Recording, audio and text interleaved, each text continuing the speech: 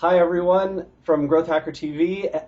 My name is Rand Fishkin. I'm the founder and former CEO of Moz, and today I'm very excited to be chatting with Heather Brunner, who's the CEO over at WP Engine. The company is a personal favorite of mine, and Heather's a little bit of a hero to me. We've gotten to chat a tiny bit. I tried to urge her to come onto Moz's board of directors, but she had other commitments. And so, at least I had this great opportunity, this great chance to talk to her in person. Heather, thank you so much for joining me today. Oh, thank you, Rand. It's just really an honor to be here, and I'm so excited to talk with you today.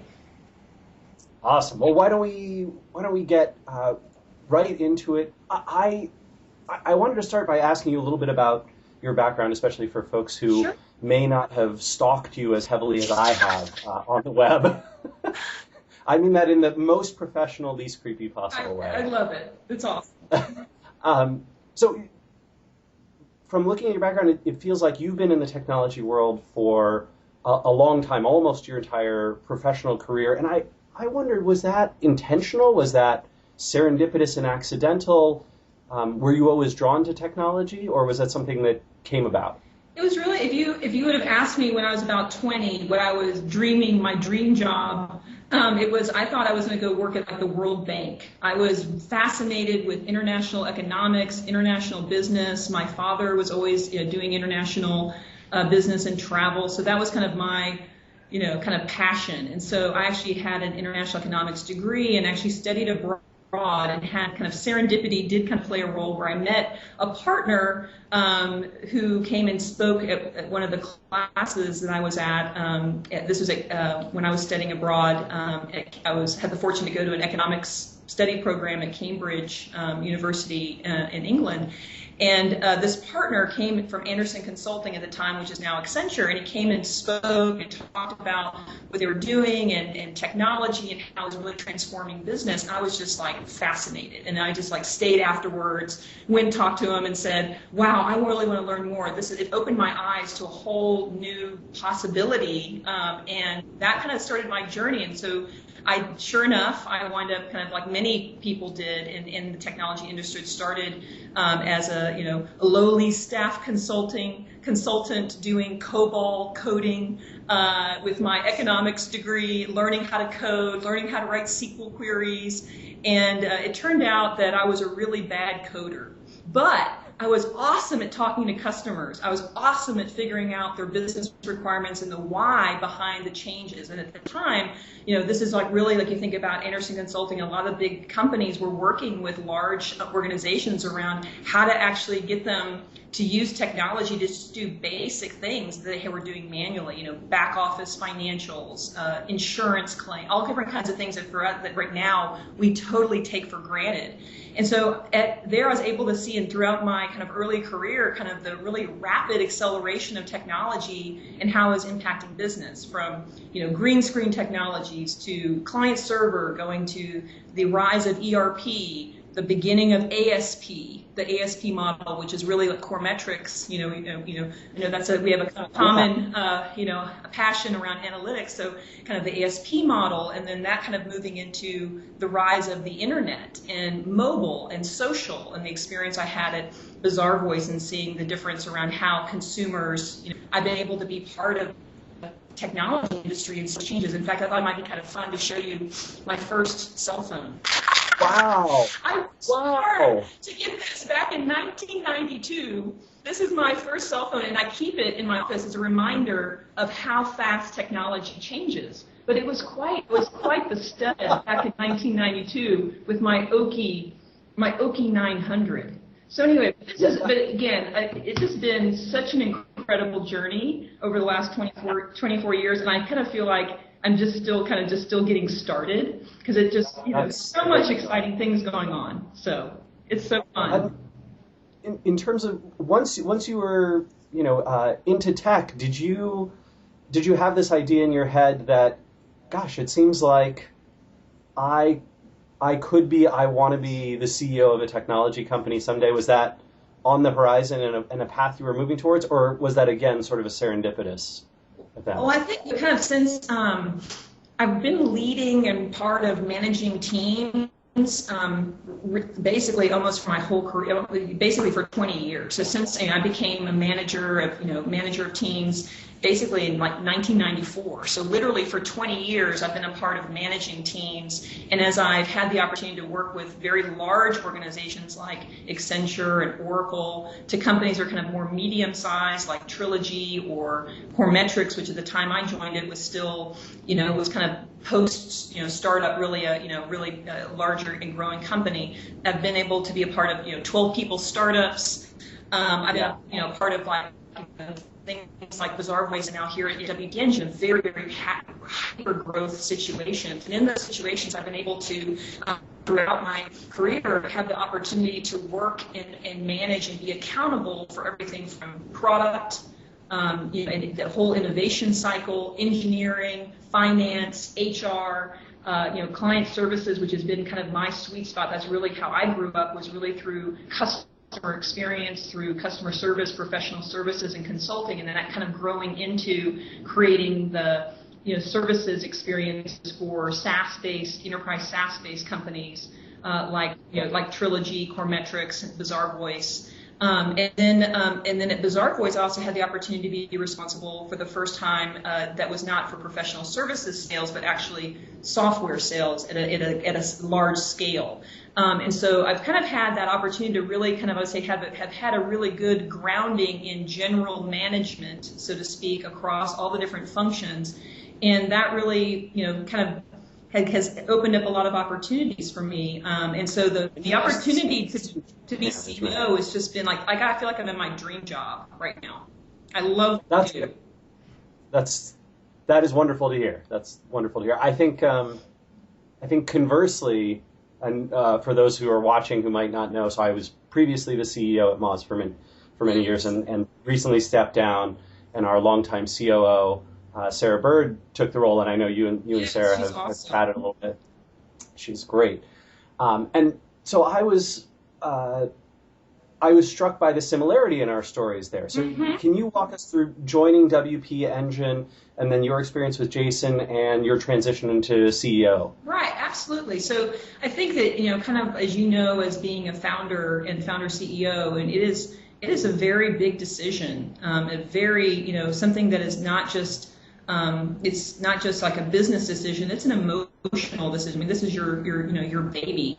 And so there, I always say that people kind of go through different, no matter any relationship, whether it's a customer relationship, a friend, whoever it is, you kind of go through stages of a relationship.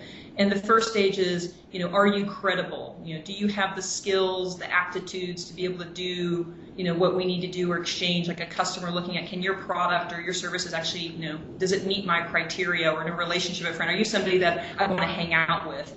And then the next step that is respect. So are you someone that I really respect? Like, are you your word? Are you somebody who I kind of feel like, wow, I actually there's a kind of a level of respect here around when I hear you give me ideas or maybe things that I had, there's a value that you give me that I maybe didn't have on my own, and it creates that level of respect. And then the next stage is trust. So trust is just like, wow, you've got my back, I've got yours, I trust, I kind of feel like I can kind of let go with you. I can make myself vulnerable, and there's a level of, if things go wrong, I know that we're going to get through it together. And then the final stage is kind of like, in the ultimate thing in a relationship would be like to get married, or somebody would say is my best friend, where you're kind of what I call kind of advocate, where you're actually basically you're willing to put your brand and reputation next to that person and with that person. And so kind of this, no matter, again, any relationship, and this is just my own observations from a long time, is, are you credible? Do I respect you? Is there a level of trust? And is there this level of, I'm willing to kind of put my brand, tie my brand to your brand? And I feel like with Jason, he was very open and willing to basically, very quickly, he was able to kind of say, hey, here's what I'm good at. Here's where here are the things that are working really well. And here are the things where I'm struggling, and putting himself into a place where he's saying, I'm struggling because I don't have these experiences. I haven't seen this before. Despite being a very, very successful entrepreneur, this being his 4th successful startup in a row, which is just amazing and it just blows me away. But I think for Jason and I, we were able to kind of very quickly get to the point of like, yes, we're both credible. Yes, we can get that level of respect. And then that gave us time to just quickly get into trust, which is all about spending time together. You can't rush trust. You have to earn it. You have to really kind of, like I say, do the dance. You have to be there and do those kinds of things. Yeah. And so I think that with that relationship with Jason, we were able to, so how it all kind of happened is I was asked to join, if I would consider joining the WP Engine board. And that's kind of how our relationship started. And basically, I was at Bizarre Voice, had a lot on my plate, et cetera. But I kind of found myself constantly, like nights and weekends, all my spare energy, I kept thinking about WP Engine and was helping Jason think about recruiting and kind of building out the next logical thing at that time back in the winter of 2012, beginning of 2013, was building out the executive team to take the company to the next level and take advantage of all the success that the company was realizing, and thinking about kind of that kind of going from, the small gangly startup into something to start to specialize and bring the right functional expertise and leadership to the team. And so that was kind of where my passion was. And so we just kind of through that process started working together. And one night I remember sitting in my office at Bizarre Voice and I got this, phone call and I saw that it was Jason. He's like, "Hey, this is Jason. Kind of had this crazy idea. What do you think about you coming over to join WD?" What? And it was like this moment. I was like, that sounds really cool. And just kind of like, it just felt natural. I said, great, well, let's talk about it. And so that kind of started the whole thing. And so, and then from there, I talked to him. I said, you know what, it doesn't make sense for me. I don't think it makes sense for me to come in right away as a CEO. I think it makes more sense for me to come in, really learn the business, and earn that role, not only in your eyes, in the board's eyes, but also in the team's eyes.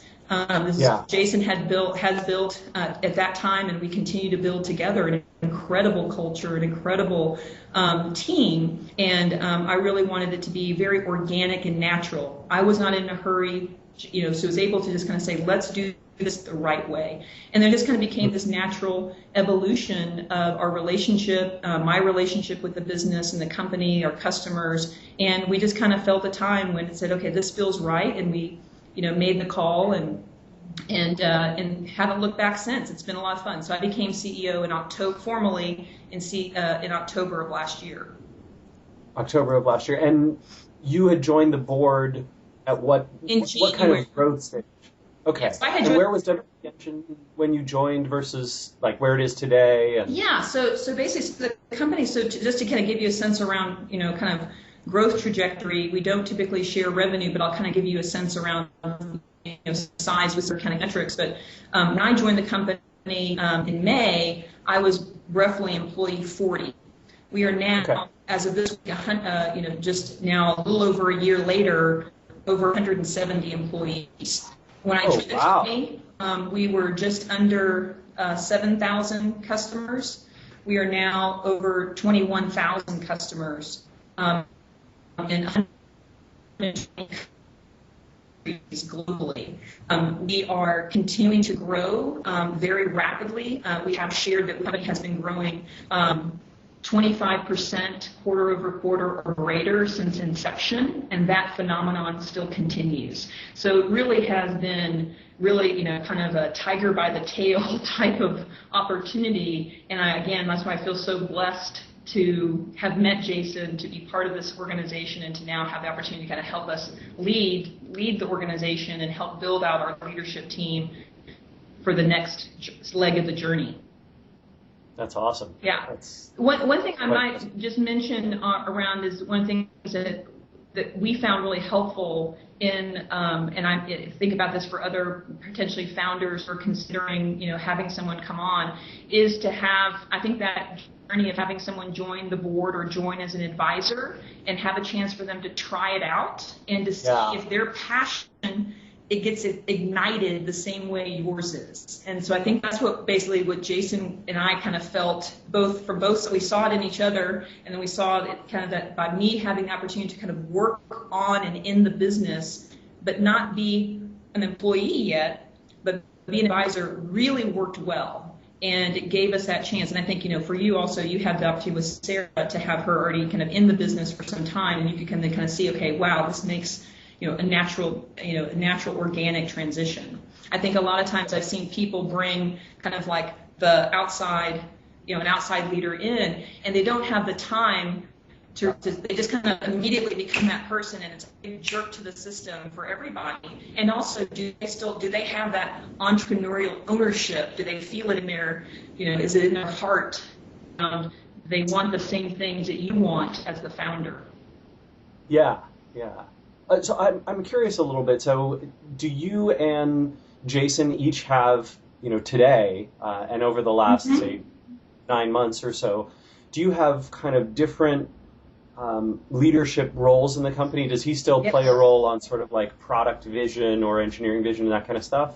Absolutely. So Jason's scope is he is our CTO. So anything related to our innovation. So for product strategy, product vision strategy, and anything related to execution around innovation is under Jason's purview.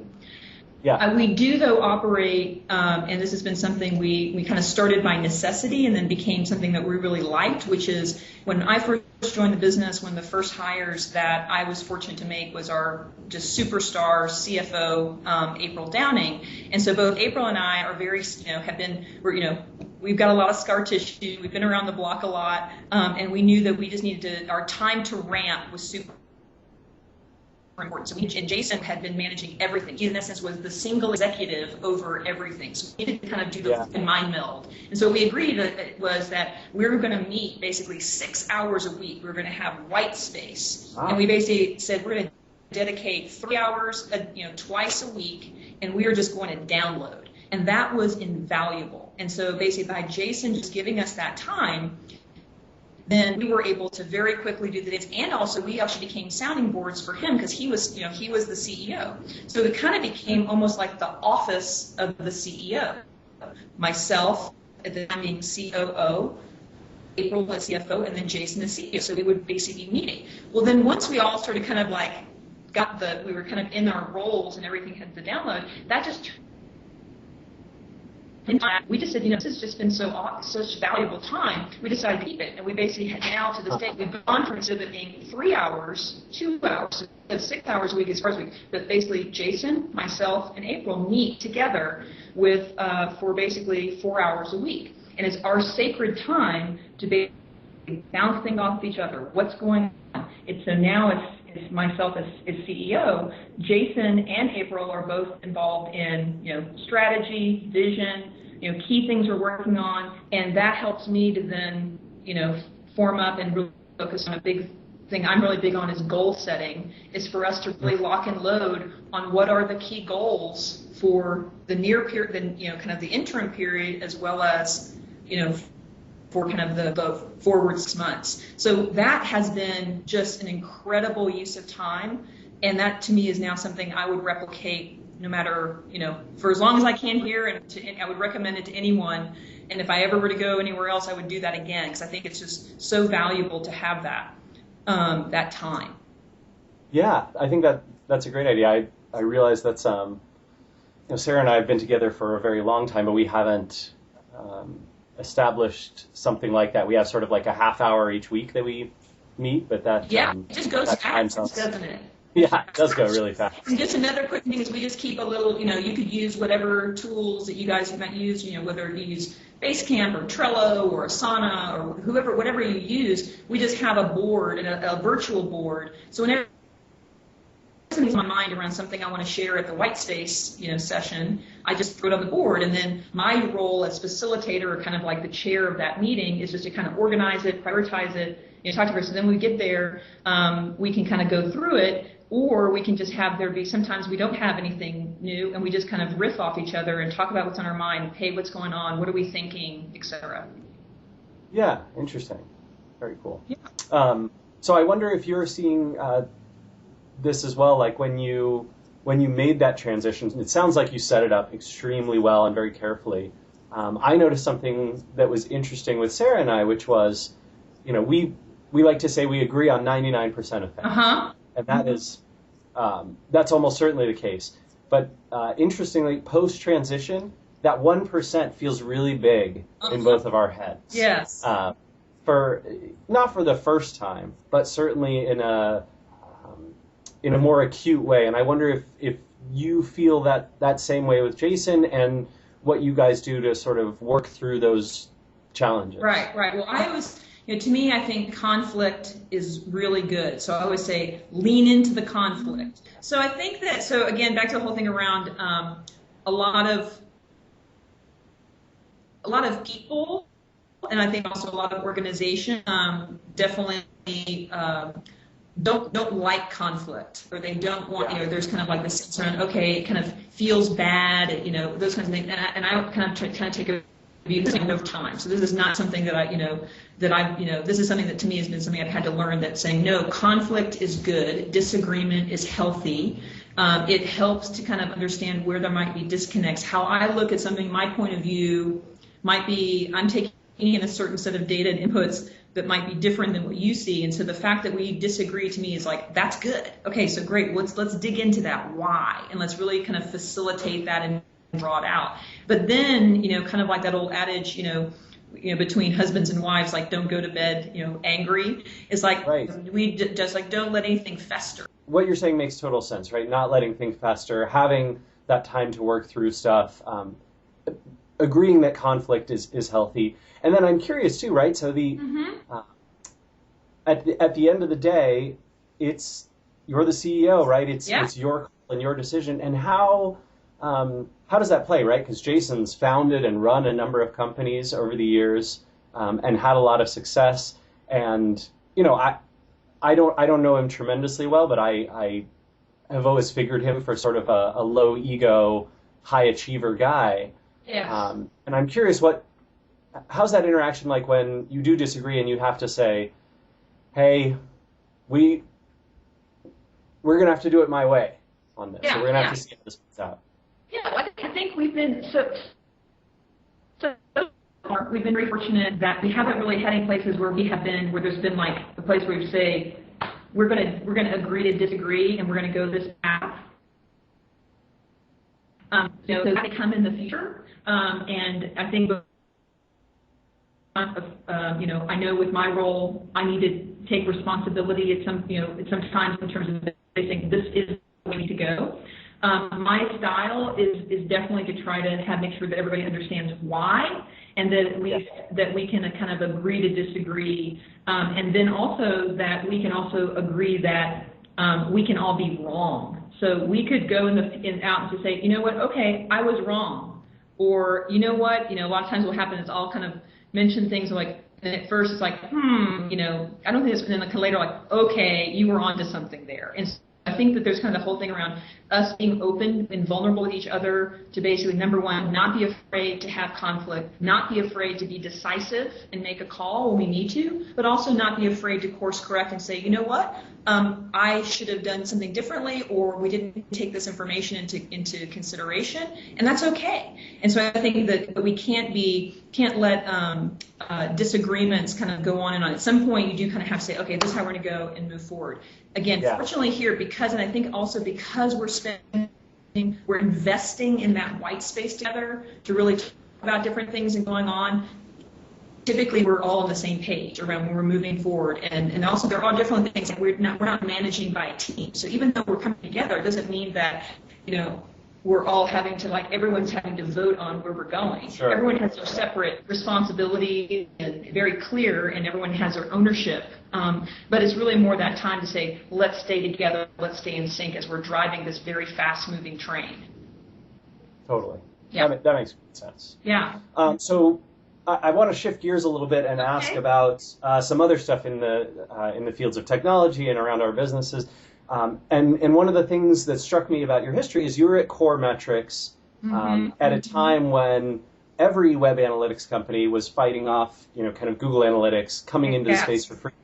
That was such a weird thing to me, right? They bought Urchin, they made it this free product. Now it's nearly ubiquitous, right? It has just insane amounts of coverage. What was that like at Core Metrics? What were the discussions like on the team, and what has it been like subsequently, because you have, lots of friends in the analytics space, Right. for those Right. folks were kind of fighting off this lost leader. Yeah, well, it was a very, at the time, I mean, it was very just, scary. It was kind of, I was thinking about, here you are, having, particularly Coremetrics, who had really kind of helped to, who was really kind of the leader in kind of, I would say, like saying with Moz, kind of defining a category, defining a space, and kind of coming out with it. And then, so kind of happened, kind of, Coremetrics was really founded pre-bubble. So by the time you have, basically, Coremetrics is, 7, 8, 9, 7, I guess about this time, because this is basically 2006 time frame. So they're about, 7 years really fully into their journey. And Coremetrics had really been dominating around e-retail, basically the online retail. So that was kind of the sweet spot. And what we found in metrics is that, once you had the online retailers kind of at first it wasn't very, and it was just kind of crazy to believe now that it was an evangelical sale to say, well, you want to have web analytics. So kind of the first chapter of the history is, basically evangelical, you need web analytics, we're defining a category, you've got to have it. Then it was all about, okay, now how do you take it, both the product level had to come up as well as the process level had come up around integration and all the best practices. So now my site is all instrumented. What do I do with it? How do I make insight, et cetera? So that was kind of the next chapter.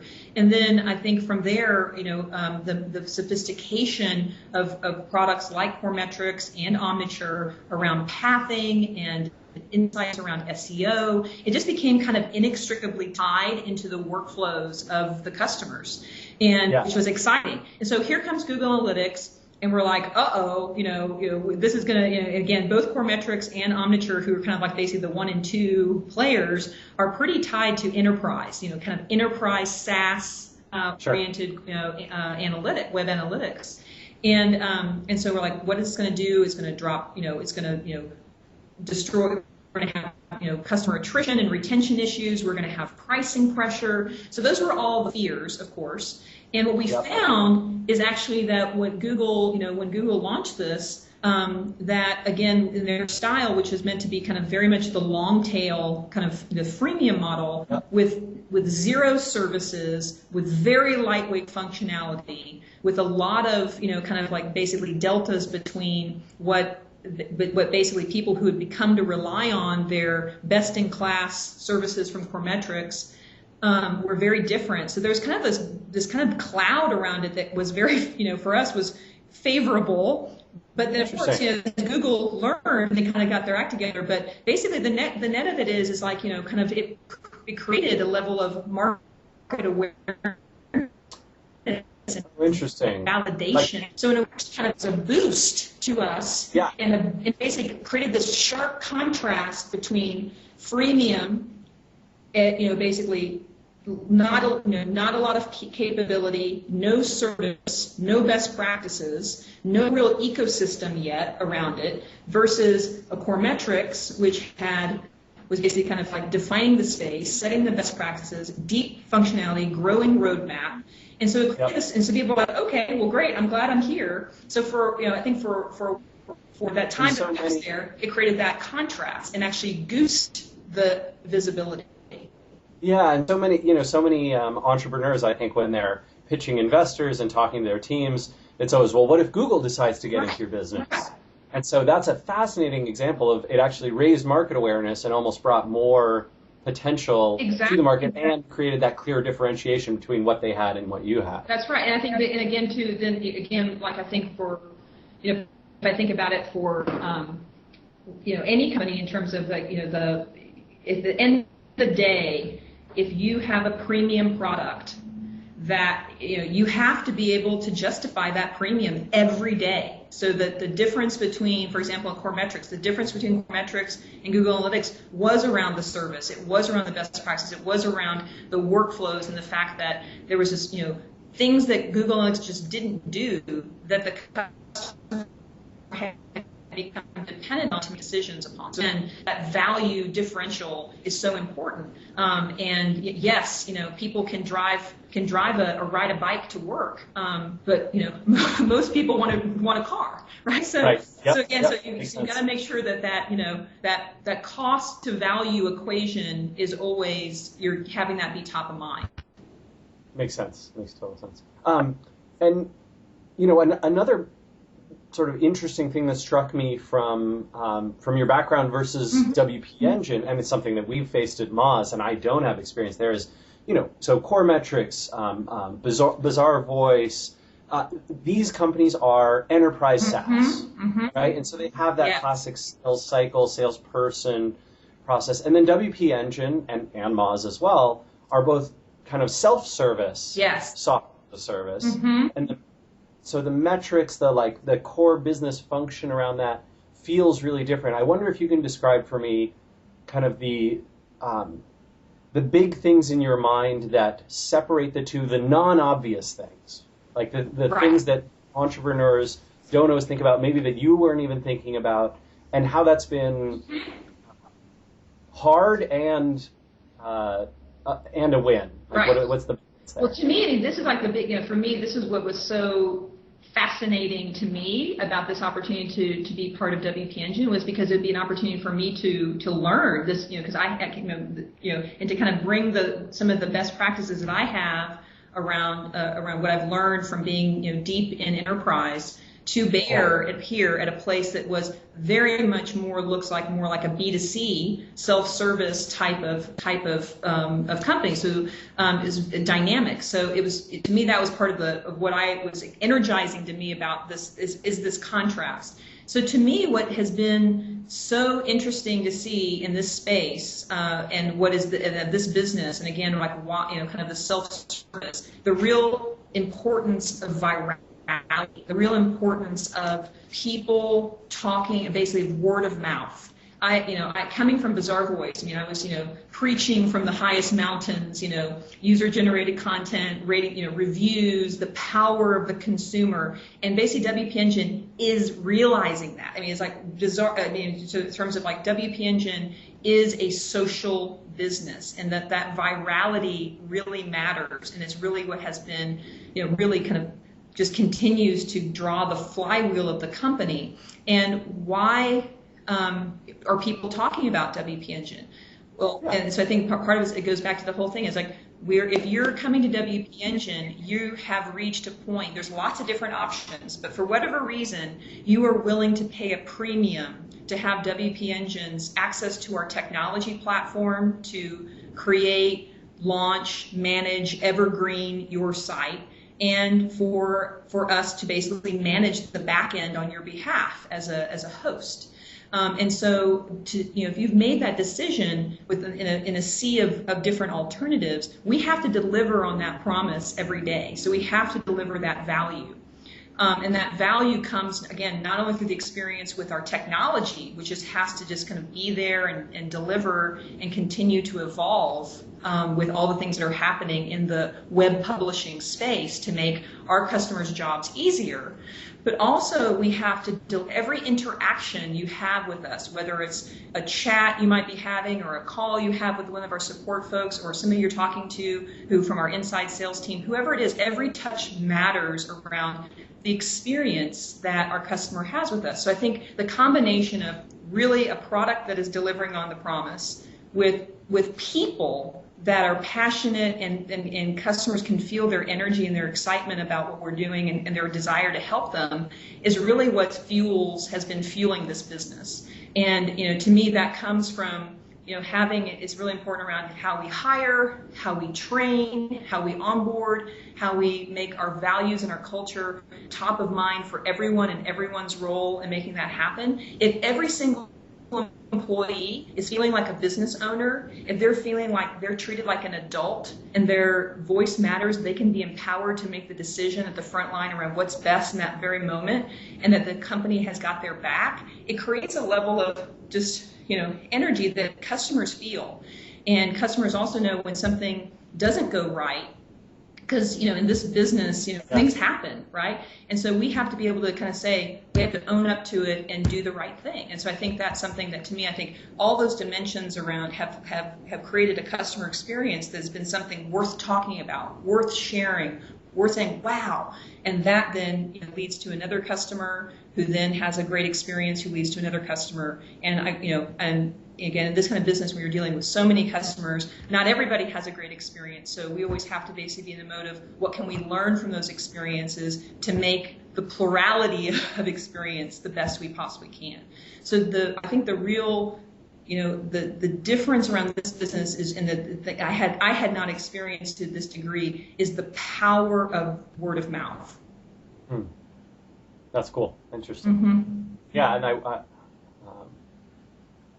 for us, I mean, word of mouth has always been a part of our business. I've never thought about a business without that or the segmented. Right. It's fascinating. But you think like enterprise, meaning enterprise customers will do references. They will maybe look at case studies. It's a little bit, you kind of have this more arm's length. And it really hasn't been until recently where there's been the level of content around enterprise solutions on the web that you could go, if you were a CMO or you're a CTO and you're researching solutions, you were pretty much either going to Gartner, you were talking to your network. So again, like a lot, and I think a lot of change, positive change is happening because of all the social tools that are now available for buyers, whether they be enterprise or consumer. Totally makes sense. So we're nearing the end of our time, so I'm going to go a little lightning round with you here. Sure, great. Which do you like better? Facebook's old motto, move fast and break things, or their new one, move fast with stable infrastructure?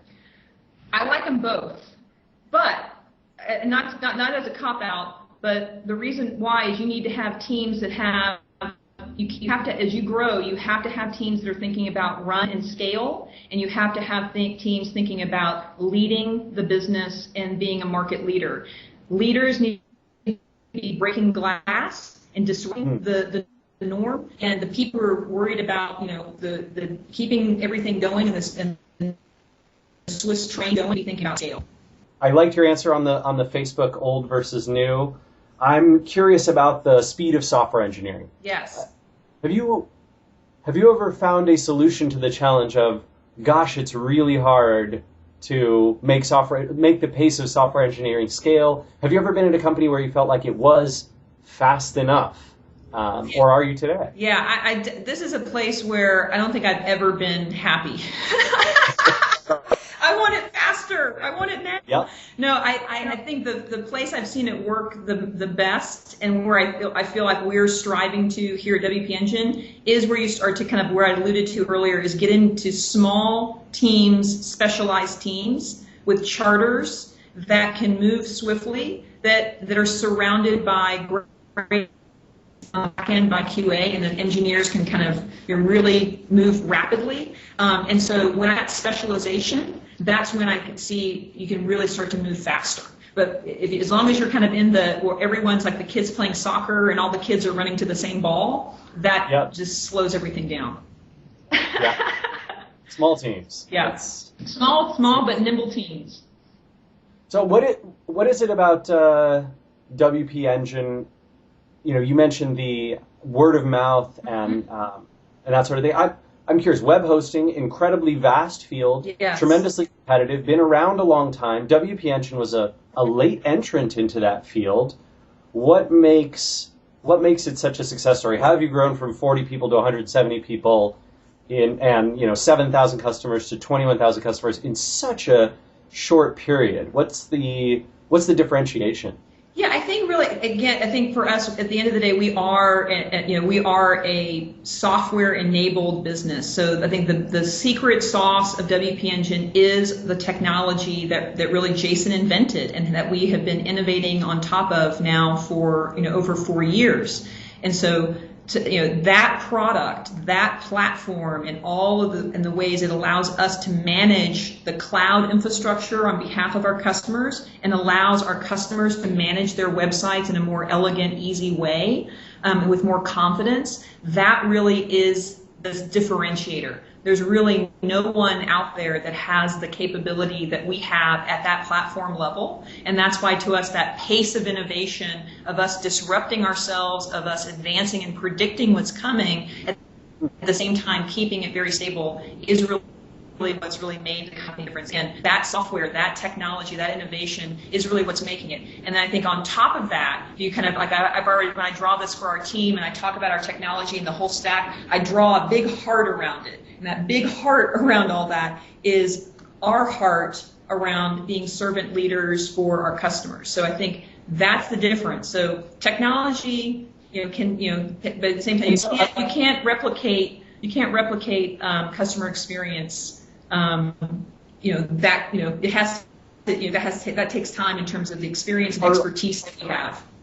Are all of WP Engine's customers really so sophisticated that they understand that the technology and the software and that kind of stuff is like why WP Engine is so much better, or do they feel that benefit in some other way? No, I think some of I think we have different personas of customers that are, in terms of their spectrum and sophistication with technology, and some customers are really just basically like, I just want the outcome. I don't even think about it as being WordPress. I don't think about it even being WP Engine. I just think about it, this is the platform that I rapidly get new campaigns to market, that I do new product pages, that I get new social campaigns out the door, and they just think of it as being kind of their publishing platform. You have other customers who are very, very expert in WordPress, expert in development, and they are a different persona for us, and we call those kind of makers. We have makers and we have marketers. Marketers just want the outcome. They just want it to be like electricity. They come in, they turn the lights on, it works, and we have to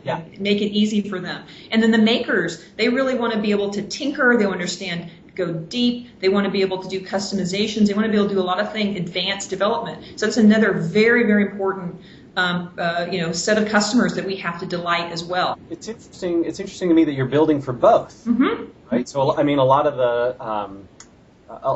the advice that I hear, especially for earlier stage startups, is pick one, focus on it, be the best in the world for those folks. Yes. And I think for us, for now, I mean, I think that's true for us. Not only do we have this dynamic of makers and marketers, but we have this dynamic also in terms of what I would call like a prosumer, because everyday consumers typically would not choose WP Engine. Their site doesn't need a premium platform or host. But if I'm a prosumer, I'm someone who's a really well-known VC, like David Skock, and my site is tremendous traffic.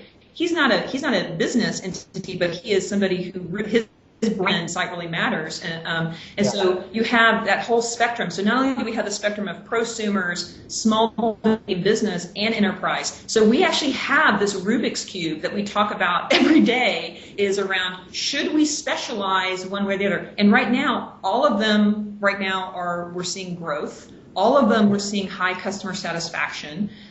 We are, I think, we've traditionally have been a maker company, thinking more because again, as we're going up into the higher end of smaller businesses and into enterprise, that marketer persona, the why behind all these websites. Why are all these websites? Why is WordPress now 22% of the web? Is because of the push that's happening across that entire spectrum of segments. And so for us, we've been being able to succeed across those. Will we be able to continue to succeed? Well, time will tell. How do we execute? Are we able to do that? Or do we have to kind of narrow into a sweet spot? That's something we talk about all the time. But right now, we're seeing success in both, success with the eyes of our customers in terms of retention and satisfaction, and success in terms of growth across all those segments. That's awesome. What are some of the things that you never expected to find as CEO that you have found over the last 9-10 months? What's been like oh my God, wait, why do CEOs have to do this? I never expected that. Yeah, well, I think the biggest thing for me has been I've been so used to being the person who, operational, like owns the number, or owns this stat, or owns the satisfaction, or owns retention. So it's kind of being able to kind of look back and kind of say, no, I need to abstract myself and remember I'm the coach. I'm the coach of an elite team, and so my job is to be thinking ahead, giving them the space to, I need to we need to all together be very clear on what are our goals, what are objectives of those, or the metrics that say we're going to hit those goals, both made quantitatively, qualitatively. And then I kind of need to get out of the way, but my job is to be thinking ahead and be bringing those ideas to bear around setting our next set of goals. And I think for me, that's been one thing, okay, they've got it. My team's got it. I can then be thinking and predicting and getting ahead and using my time that way. And that gives, when I can come to the table to the exec team meeting and basically, hey, I've kind of given the thought of a straw man of our next set of goals, and everybody to go yeah, that makes sense, because and kind of being able to kind of think like that. That's exciting. And a good use of my time as CEO. And again, the importance of the who, they always say as you get further in your career, you go from, thinking about the how to the what to the who. And so me spending as much time as I can on the who, being the leaders that we have, been the leadership team that we've been able to develop, the leaders that they're developing, how much time I'm spending with those leaders, just again, I say doing the dance, just getting to know them, talking with them, thinking about what's on their mind, those kind of things. Valuable just to be that kind of free radical around and be listening to all the different things across all the different teams, and then bringing that information and those thoughts and ideas back in has been fun. So I'm really enjoying that, and having a lot of fun with it. But also again, as as being the CEO, at the end of the day, sometimes the buck stops with you, and you've got to make difficult decisions, and you have to be the one that takes responsibility for everything. So, I have to, and everyone in my exec team needs to know that I've got their back. If something goes sideways, it's going to be, the blame is going to be on me. When something goes good, the sunshine's going to be on them. On them, yep. Mm-hmm. Heather, I tremendously appreciate you putting up with our weird Skype connection. It's all good. Scheduling, and with my questions. It's been such a pleasure to talk to you, and I hope all the folks who are watching Growth Hacker TV really enjoy this. If folks want to check out WP Engine, or they want to check you out, where might you keep people up to date? Do you do Twitter? Do you blog? I tweet at Heather J. Brunner, and I also my aspiration for this year going forward is to blog more, not only on WP Engine, but actually to dive into the blogosphere myself. Nice. Yes, so that's my goal. All right. Well, we'll be watching your Twitter account, and I'll make sure to amplify that. Thank you. Once you get that blog launched. Awesome. Rand, it's been a pleasure. Oh, thank you so much. Thank you so much. Take care. Take care, everybody.